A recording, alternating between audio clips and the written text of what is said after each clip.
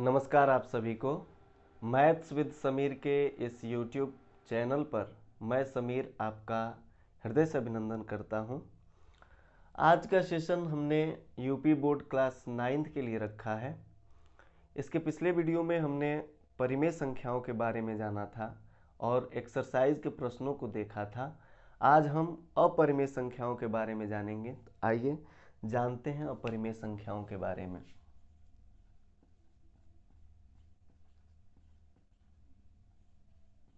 अपरिमेय संख्याएं, जैसा नाम से ही स्पष्ट हो रहा है कि परिमेय न हो, यानी अपरिमेय।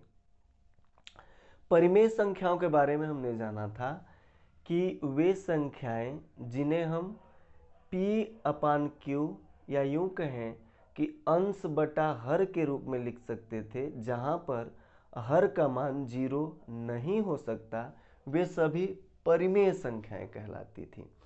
तो अपरिमेय क्या होंगी कि जिन संख्याओं को हम P/Q या अंश बटा हर के रूप में नहीं लिख सकते, वे सभी अपरिमेय संख्याएं कहलाएंगी। तो यदि हम इसको परिभाषित करें तो क्या लिखेंगे? वे संख्याएं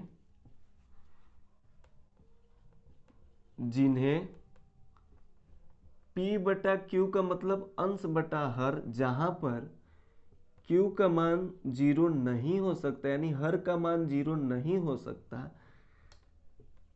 के रूप में न लिखा जा सके,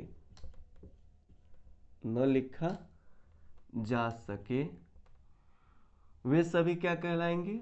अपरिमेय संख्याएं कहलाएंगी। वे संख्याएं जिन्हें P/Q या अंश बटा हर के रूप में न लिखा जा सके। तो कौन सी संख्याएं होंगी जिनको हम कहेंगे अपरिमेय? तो वर्गमूल के रूप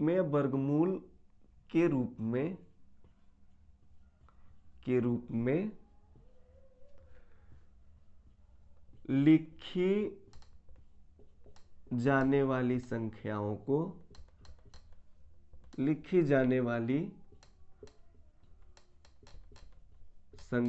को हम अपरिमेय संख्याएं कहेंगे। संख्याओं को अपरिमेय संख्याएं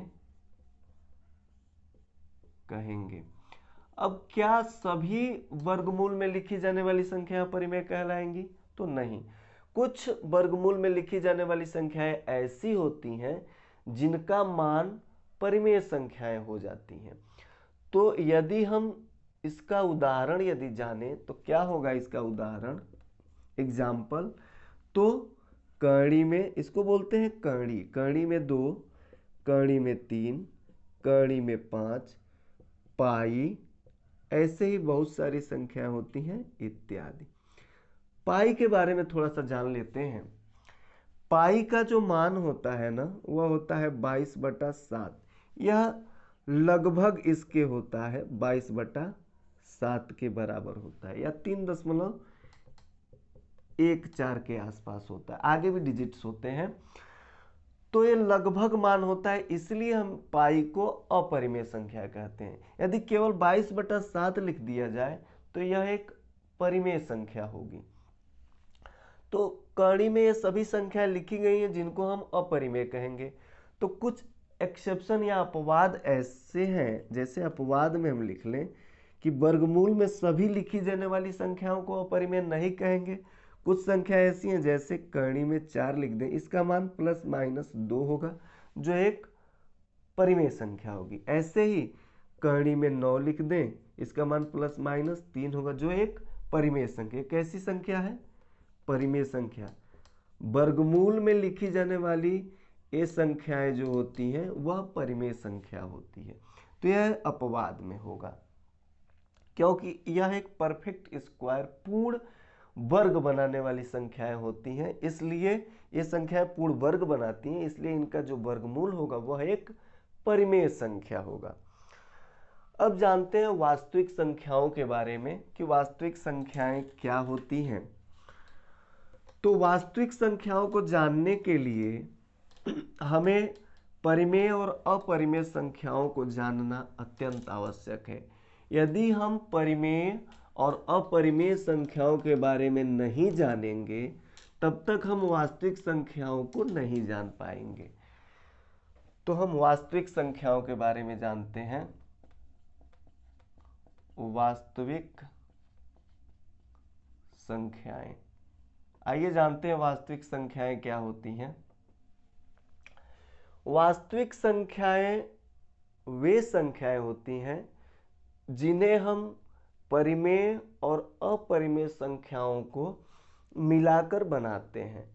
तो यदि हम इसको परिभाषित करें तो क्या कहेंगे? वे संख्याएं जिनका निर्माण या जिन्हें परिमेय और अपरिमेय संख्याओं के सम्मिलित रूप से बनाया जाता है, या एक प्रकार से और कह सकते हैं कि परिमेय और अपरिमेय संख्याओं के सम्मिलित रूप को ही वास्तविक संख्याएं कहते हैं। तो छोटा सा एक परिभाषा होगा कि परिमेय और अपरिमेय संख्याओं के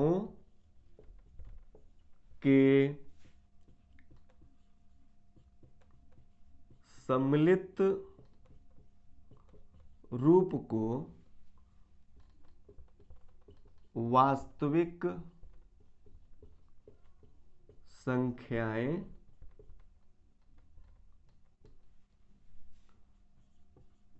कहते हैं। क्या केवल परिमेय संख्याओं को वास्तविक संख्याएं कहा जा सकता है? तो हाँ, कहा जा सकता है। क्या केवल अपरिमेय संख्याओं को वास्तविक संख्याएं कहा जा सकता है? तो कहा जा सकता है। लेकिन जब हम कहेंगे कि क्या वास्तविक संख्याएं केवल परिमेय संख्या होती हैं, तो यह गलत हो जाएगा। वास्तविक संख्याएं परिमेय और अपरिमेय दोनों होती हैं।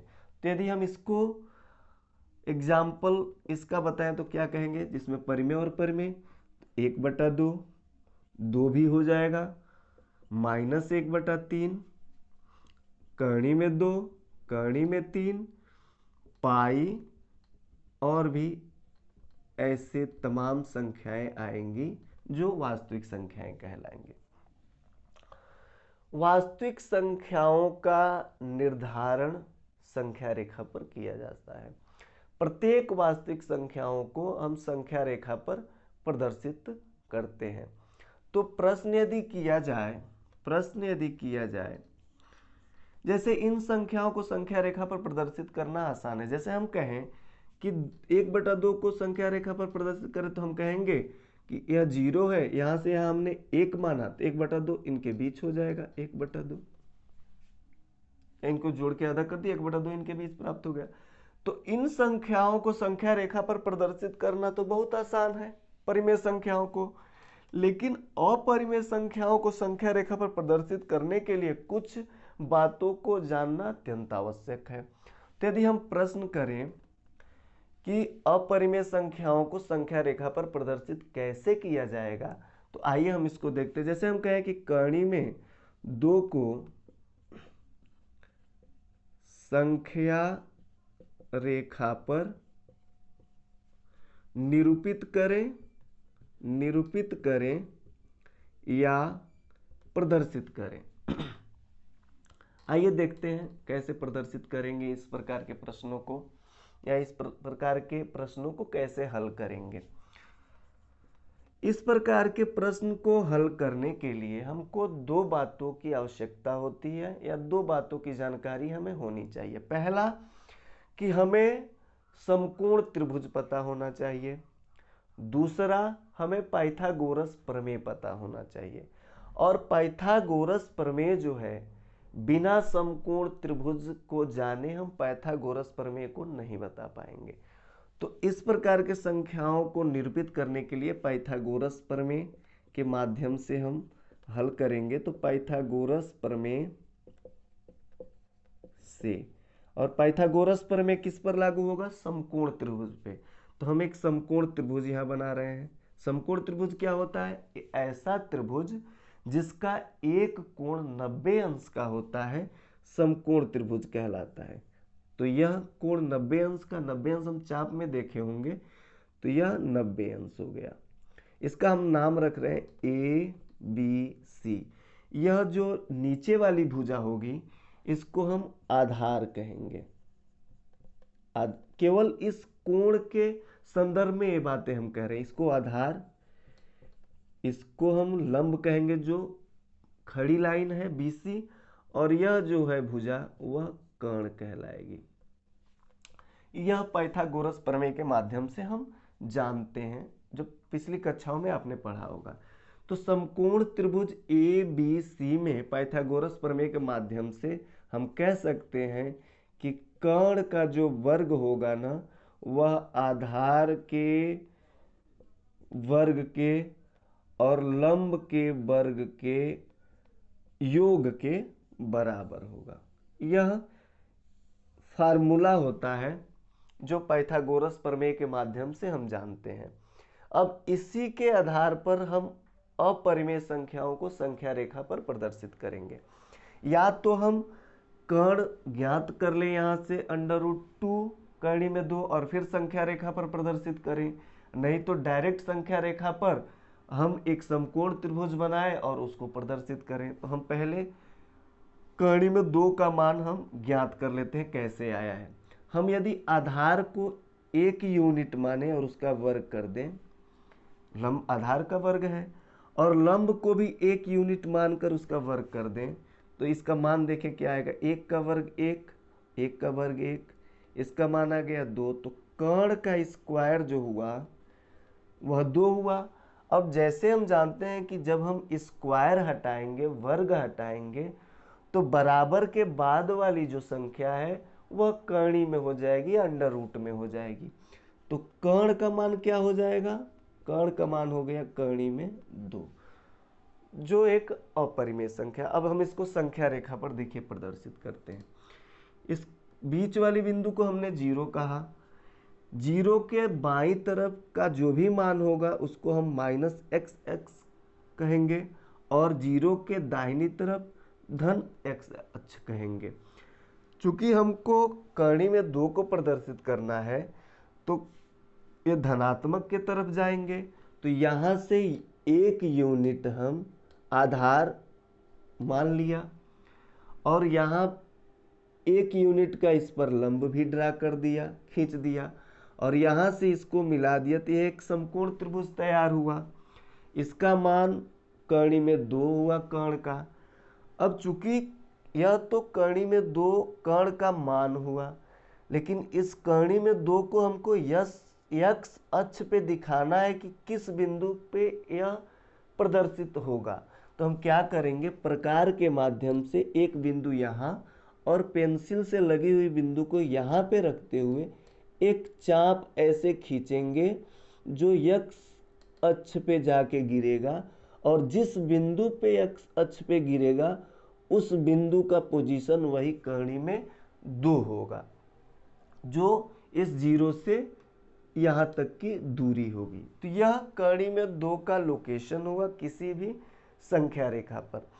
ऐसे ही मान लीजिए यदि कर्णी में 3 को यदि प्रदर्शित करना होता, तो कर्णी में 3 को प्रदर्शित करने के लिए हम बिना कर्णी में 2 की सहायता से उसको नहीं प्रदर्शित कर पाते।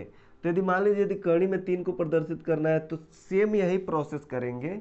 यहाँ पे 1 यूनिट का हम लंब खींचेंगे और इसको ऐसे मिला देंगे, तो यह जो पोजीशन होगी वह कर्णी में 3 की। कर्णी में 2 तक वही खत्म हो गया, कर्णी में 3 के बारे में हम बता रहे हैं।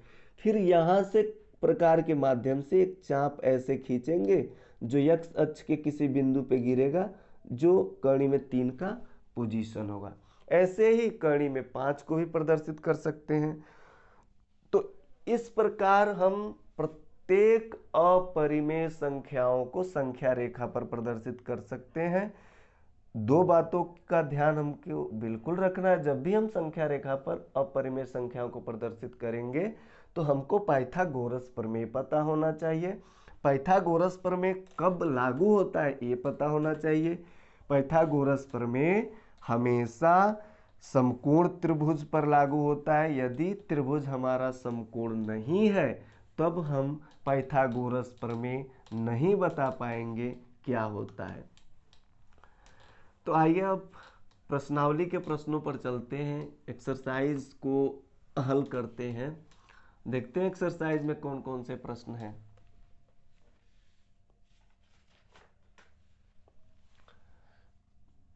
प्रश्नावली 1.2, प्रश्नावली 1.2 को देखते हैं। जो पहला प्रश्न है वह है सत्य और असत्य वाला, जिसको हमको बताना है और उसका कारण भी बताना है कि उसको हम क्यों सत्य कह रहे हैं और क्यों असत्य कह रहे हैं।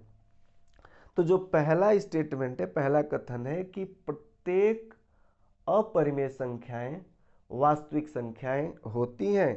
तो बताना है कि यह सही है या गलत है। तो जब हम यह कथन जो है ना यह सत्य है। क्यों सत्य है? क्योंकि जब हम वास्तविक संख्याओं के बारे में पढ़ रहे थे या वास्तविक संख्याओं के बारे में जान रहे थे तो हमने यह जाना कि वास्तविक संख्याएं जो होती हैं वह परिमेय और अपरिमेय संख्याओं से मिलकर बनाई जाती हैं। तो प्रत्येक अपरिमेय संख्या जो होगी वो वास्तविक संख्या होगी, प्रत्येक परिमेय संख्या जो होगी वो भी वास्तविक होगी। तो कैसा कथन होगा? सत्य कथन होगा। क्यों सत्य होगा? क्योंकि वास्तविक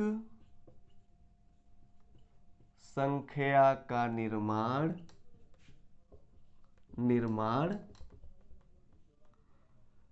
अपरिमेय संख्या के माध्यम से ही होता है। अपरिमेय संख्याओं से होता है। यदि यहाँ पर परिमेय भी होता तो हम लिखते हैं परिमेय संख्याओं के माध्यम से ही होता है। दूसरे प्रश्न पे चलते हैं। दूसरा कह रहा है कि संख्या रेखा का प्रत्येक बिंदु कर्ण में यम के रूप का होता है जहां यम एक प्राकृत संख्या है।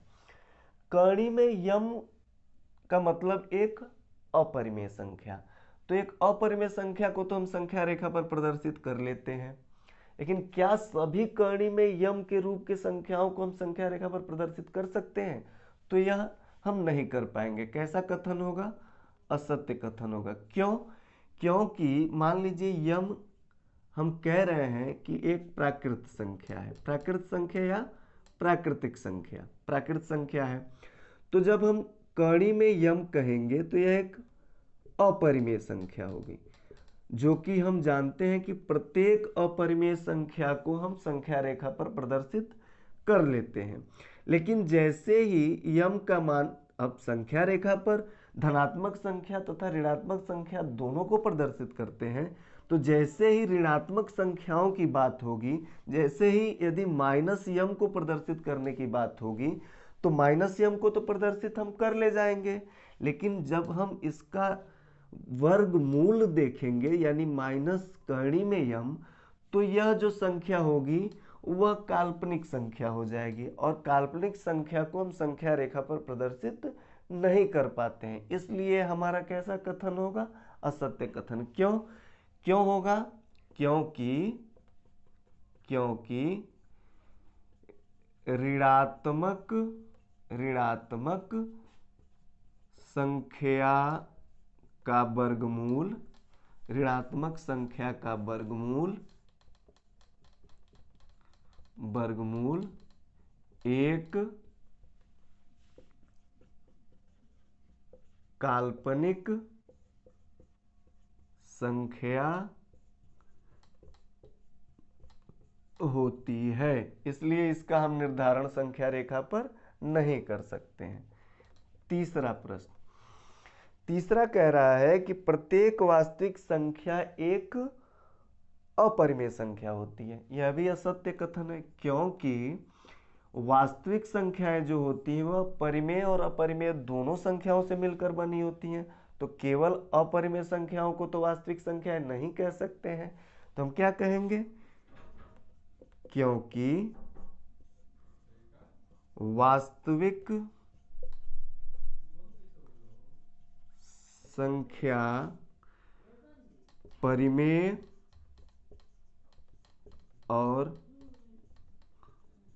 अपरिमेय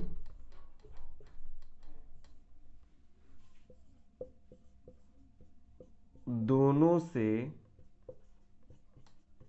मिलकर बनती है, इसलिए केवल अपरिमेय संख्याओं को ही हम वास्तविक संख्याएं नहीं कह सकते हैं।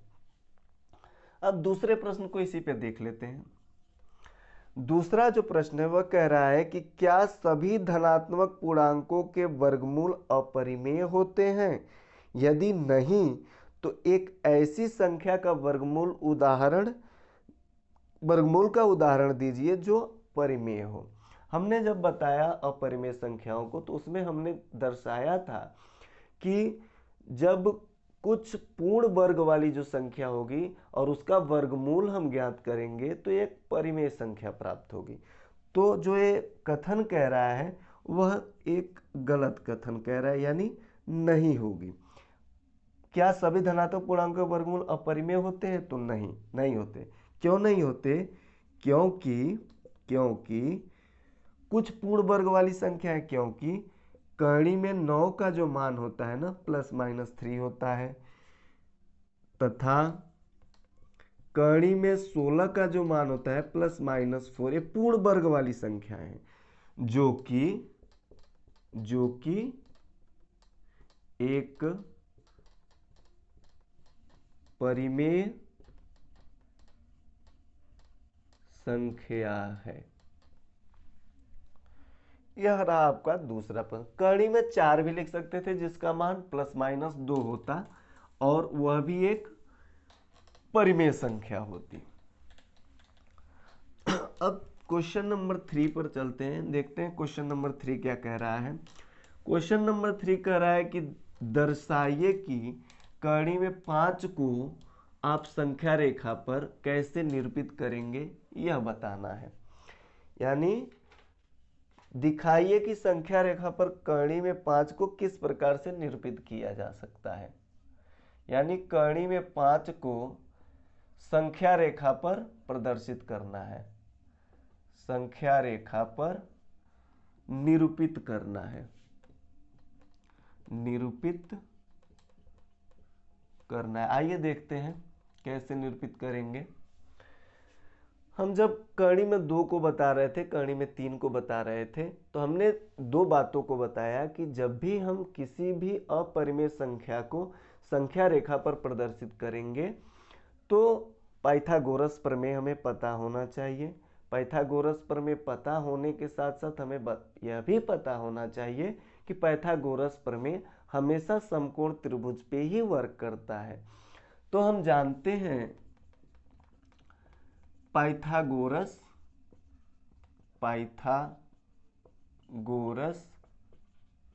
प्रमेय से क्या कहता है पाइथागोरस प्रमेय? पाइथागोरस प्रमेय कहता है कि जो कर्ण का स्क्वायर होता है ना वह आधार के स्क्वायर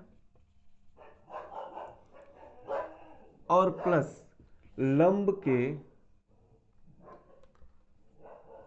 के स्क्वायर के बराबर होता है। तो हम यदि करणी में 5 प्राप्त करना हो तो हम क्या करेंगे, यदि आधार को 2 मानकर उसका वर्ग कर दें और लंब हमेशा 1 यूनिट ही रहता है, ये हमेशा ध्यान रखिएगा। किसी भी अपरिमेय संख्या को संख्या रेखा पर प्रदर्शित करते हैं तो जो हमेशा लंब होता है ना वह हमेशा 1 यूनिट का होता है।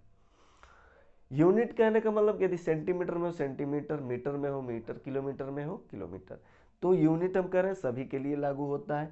तो जब भी किसी भी अपरिमेय संख्या को संख्या रेखा पर प्रदर्शित करेंगे तो लंब जो होगा प्रत्येक अपरिमेय संख्या के लिए हमेशा 1 यूनिट का होगा, जहां से भी हम लंब ड्रा करेंगे। तो आधार हमेशा चेंज हो सकता है अन्य अन्य परिमेय संख्या अपरिमेय संख्याओं के लिए, लेकिन लंब हमेशा 1 यूनिट का होगा। तो इसका मान 2 का वर्ग 4, 1 का वर्ग 1, इसका मान हो गया 5, तो कर्ण का स्क्वायर हो गया 5, तो कर्ण का मान हो गया क्या, स्क्वायर हटेगा तो यह कहाँ चला जाएगा, कर्णी में 5। अब हम इसको लोकेट करेंगे नंबर लाइन पे या संख्या रेखा पर। यह हमने कहा धनात्मक x अक्ष या ऋणात्मक x अक्ष। तो हमने कहा कि आधार 2 यूनिट, आधार हमने 2 यूनिट यहां तक चला, इस पर हमने 1 यूनिट का लंब ड्रा किया, यह 1 यूनिट, और इसको ऐसे मिला दिया, यह कर्ण हो गया √5। अब हम लंगड़ा प्रकार की सहायता से, जिसको हम कंपास भी बोलते हैं, उसकी सहायता से एक पॉइंट यहाँ पर रखेंगे और पेंसिल वाले सिरे की पॉइंट को यहाँ पे रखते हुए एक चाप ऐसे खींचेंगे जो x अक्ष के किसी बिंदु पर जाकर गिरेगा, जो यही पोजीशन कर्णी में 5 की होगी। यही लोकेशन हुआ कर्णी में 5 का। जिस भी अपरिमेय संख्या को लोकेट करना होगा वह अपरिमेय संख्या हमेशा कर्ण प्रदान करेगी, या हमेशा उसका मान कर्ण के रूप में जाना जाएगा, या हमेशा उसको कर्ण हम मानकर चलेंगे। जैसे मान लीजिए कर्णी में 5 रहा, कर्णी में 6 ज्ञात करना होता तो क्या करते, फिर यहां से इस चाप जो गिरा है ना, यहां से 1 यूनिट और हम लंब खींचते। अब कहेंगे कि ये क्यों लंब ऐसे खींच रहे, क्योंकि इसके पोजीशन से लंब ऐसे ही दिखेगा।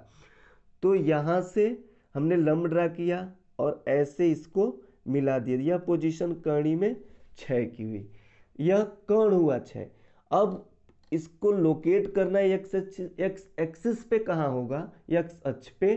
तो यहां से प्रकार के माध्यम से ऐसे हम एक चाप खींचेंगे जो एक्स अक्ष के किसी बिंदु पर जाकर गिरेगा, और वही बिंदु कर्णी में 6 होगी। ऐसे ही कर्णी में 7 को भी प्रदर्शित, कर्णी में 6, कर्णी में 5 की सहायता से ही हमेशा हल होगा। कर्णी में 6 प्राप्त करने के लिए कर्णी में 5 पहले हमको प्राप्त करना होगा इस माध्यम से, फिर कर्णी में 6 हम प्राप्त करेंगे ऐसे, फिर इसको सॉल्व करेंगे। देखिए कैसे, पाइथागोरस प्रमेय से रखते, आधार अब क्या काम करता, कर्णी में 5 का कार्य करता है। यह कर्णी में 6 का लोकेशन है, कर्णी में 6 को निरूपित करें, निरूपित करें तो क्या करते हैं, यह आधार का कार्य करता है, तो कर्णी में 5 का वर्ग, लंब 1 का वर्ग। कर्णी में 5 का वर्ग हम जानते हैं कि कर्णी में जब उसका स्क्वायर करते हैं, कर्णी में कर्णी का गुणा करते हैं, तो कर्णी कैंसिल हो जाती है, हट जाती है, तो 5 हो गया प्लस 1, तो एक कर्ण का स्क्वायर रहा, तो कर्ण का मान क्या हो गया, √6। तो यह ऐसे हम पहले हल कर लेंगे पाइथागोरस पर कर्णी में 6 के लिए, एक कर्णी में 5 का प्रोसेस है। ऐसे ही कर्णी में 7 हमको प्राप्त करना होता तो फिर 1 यूनिट का लंब डालते, ऐसे मिला देते, यह कर्णी में 7 होता, और ऐसे हम एक चाप खींच देते, यह। ऐसे ही प्रत्येक अपरिमेय संख्या को हम संख्या रेखा पर प्रदर्शित कर सकते हैं इस प्रकार से पाइथागोरस प्रमेय के माध्यम से। तो हम देख रहे हैं कि यह जो एक आकृति बन रही है ना, वह सर्प के आकार की बन रही है, यानी सर्पीलाकार आकृति बन रही है, सर्पीलाकार आकृति बन रही है। ऐसे ही तमाम अपरिमेय संख्याओं को यदि हम संख्या रेखा पर प्रदर्शित करते हुए जाएंगे तो यह जो आकृति बनेगी वो सर्पीलाकार स्पाइरल बनती हुई चली जाएगी। तो 1 लाइनर क्वेश्चन हो सकता है, 1 लाइन का प्रश्न, कि जब हम अपरिमेय संख्याओं को संख्या रेखा पर प्रदर्शित करते हैं तो जो आकृति बनती है वह किस प्रकार की होती है, तो वह आकृति सर्पीलाकार या सर्प के आकार की होती है। यह रहा अपरिमेय संख्याओं को संख्या रेखा पर निरूपित कैसे किया जाता है। उम्मीद है कि आपको चीजें पसंद आ रही होंगी जो भी यहाँ पे डिस्कस की जा रही हैं। यदि आपको अच्छे से समझ आ रही हैं चीजें तो चैनल को जरूर सब्सक्राइब करें, क्योंकि इस चैनल के माध्यम से क्लास 9 से लेकर क्लास 12 तक मैं कंप्लीट सिलेबस पढ़ाऊंगा। सारे क्वेश्चंस को आसानी से हल करके बताऊंगा, सिखाऊंगा कैसे आसानी से हम प्रश्नों को हल करेंगे। और यदि आपको चीज़ें पसंद आ रही हैं तो चैनल को ज़रूर सब्सक्राइब करें, बेल आइकन को प्रेस कर लें, वीडियो को लाइक और शेयर ज़रूर करें और कमेंट में ज़रूर बताएं कि चीज़ें हाँ पसंद आ रही हैं, समझ में आ रही हैं। यदि नहीं भी समझ में आ रही हैं तब भी आप कमेंट में ज़रूर मेंशन करें कि हाँ यहाँ चीज़ें समझ में नहीं आ रही हैं, आवाज़ में दिक्कत आ रही है, वो भी ज़रूर बताएं ताकि उस पर सुधार किया जा सके। तो आज के लिए बस इतना ही। अगला हम 1.3 एक्सरसाइज के पहले जो भी टॉपिक्स होंगे उसको डिस्कस करेंगे नेक्स्ट वीडियो में। तो आज के लिए बस इतना ही। धन्यवाद, नमस्कार।